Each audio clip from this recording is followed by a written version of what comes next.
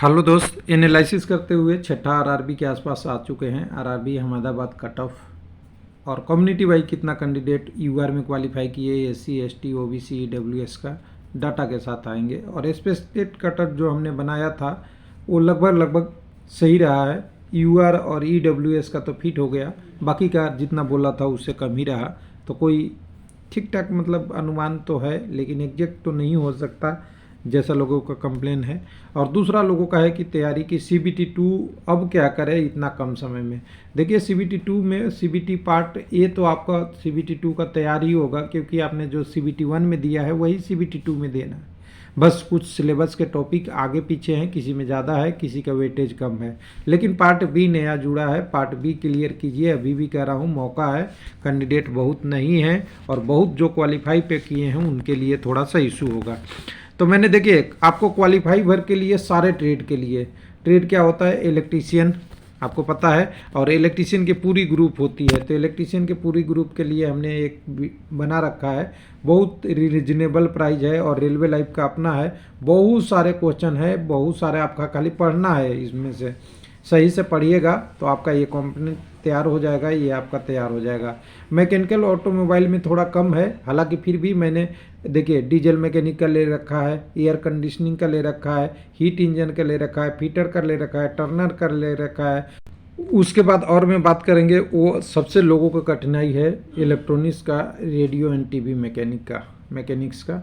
तो देखिए इसके इतने अच्छा मेहनत करा है हमने और सारा लिंक दे रखा है, और इसका डिस्क्रिप्शन में आपको लिंक मिल जाएगा। और ई बुक और PDF आप गूगल पे भी सर्च करेंगे तो रेलवे लाइफ ई बुक और PDF वाला पेज भी मिल जाएगा। तो देखिए हमने पहले LP टेक्नीशियन से जितने पेपर हुए थे, एक मिनट, वो सारा लेते उठाते हुए DMRC का उठाते हुए DFCCIL का, ये टफ थोड़ा सा पेपर है, इसको भी ले लिया है। LP में आपका इलेक्ट्रॉनिक्स मैकेनिक वाला, फिर मैकेनिक रेडियो टीवी का क्वेश्चन, फिर उसके बाद JEE इलेक्ट्रॉनिक्स DMRC SNT का, ये भी पेपर अच्छा है। उसके बाद आपका इंस्ट्रूमेंट मैकेनिक का क्वेश्चन ले लिया। उसके बाद चैप्टर वाइज जो लगा कि वो जो कोई प्रश्न इसमें नहीं आए हैं उसको हमने चैप्टर वाइज कवर करके अच्छा से बना दिया इसको, जिसमें आपका डिजिटल ऑस्कोप, active passive, IC regulator, communication electronics, safety, fuse MCB वगैरह, कंप्यूटर हार्डवेयर वगैरह। उसके बाद माइक्रो कंट्रोलर का एक क्वेश्चन आता है, बेसिक वर्कशॉप प्रैक्टिस का, power circuit supply, electrical control. उसके बाद सेंसर वगैरह, ट्रांजिस्टर वगैरह, सारा टॉपिक को कवर कर लिया है। अगर इससे 35% नहीं आता है इतना से, तो मुझे नहीं लगता कि इससे बढ़िया आपको बुक मिल जाएगा।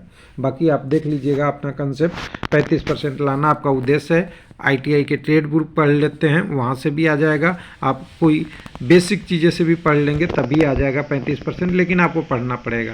अहमदाबाद की बात कर रहे हैं तो अहमदाबाद में आपको देखना पड़ेगा कि क्या है, वैकेंसी का टेबल 937 था।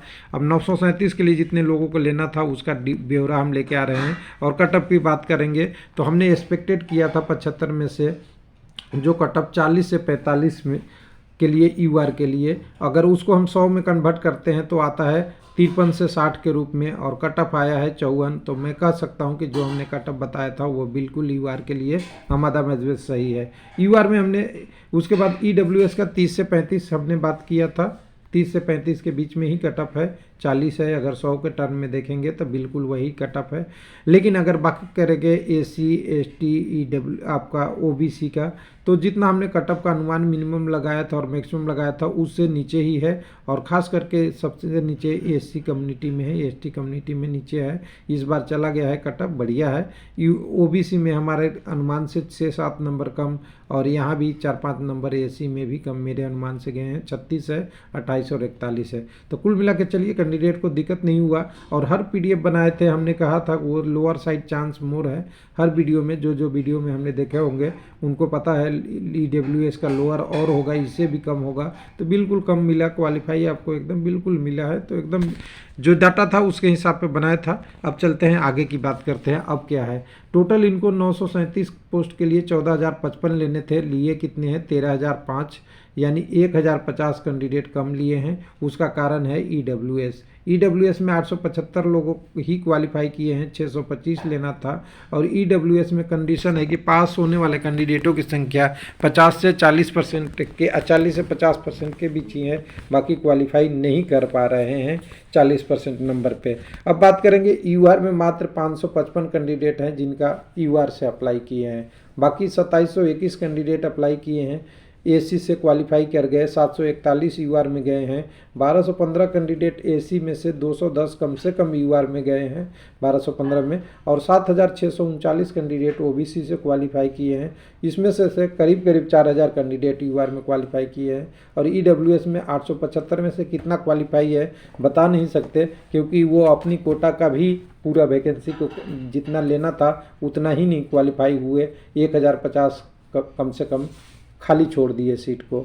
जो अभी 1050 EWS और भी कैंडिडेट रहते तो उनको जॉब में CBT 2 में एंट्री मिल जाती।